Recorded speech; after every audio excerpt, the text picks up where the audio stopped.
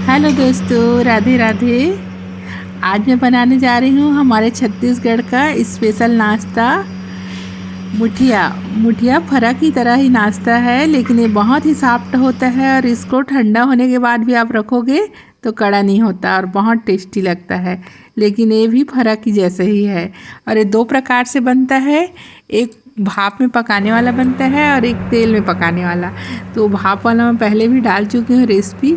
आज ये तेल में तड़का वाला बनाई हूँ, तो चलिए बनाते हैं।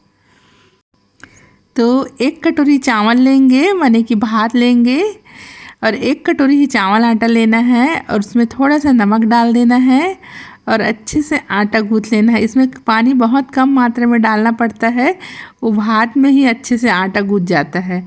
और फिर ऐसे छोटा छोटा लोई लेके ऐसे हाथ में ऐसे दबाना बस है, जैसे मैं दबाई हूँ, और कुछ करना नहीं है।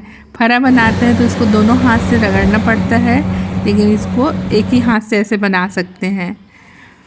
अब एक कढ़ाई लेंगे, उसमें तेल गरम करेंगे, उसमें तिल और मिर्च का तड़का लगाएंगे और 1 गिलास पानी डाल देंगे और तुरंत ढकना है। फिर थोड़ा सा नमक डाल के उबलने देना है पानी को, फिर इस मुठिया को डाल देना है।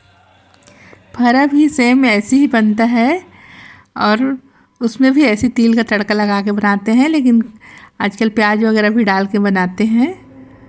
और इस सील में चटनी पीस लेंगे, टमाटर धनिया मिर्च का। ये सील का पीसा हुआ चटनी बहुत टेस्टी लगता है। और ये मुठिया भाप में पक के तैयार हो गया है। और मेरे यहाँ बाबूजी ज़्यादा कड़ा नहीं खा सकते, तो उनके लिए मैं ऊपर ऊपर का निकाल रही हूँ, जो अच्छे से भाप में पक गया है। और बाकी मुठिया को और अच्छे से तलते तक के रखेंगे, लाल होते तक के। ये देखो अब लाल हो गया है ये, और एकदम कुरकुरा जैसे हो जाता है, बहुत ही टेस्टी लगता है। और ये हमारे छत्तीसगढ़ का स्पेशल नाश्ता है। तो प्लीज़ लाइक कमेंट ज़रूर कीजिए। Thank you.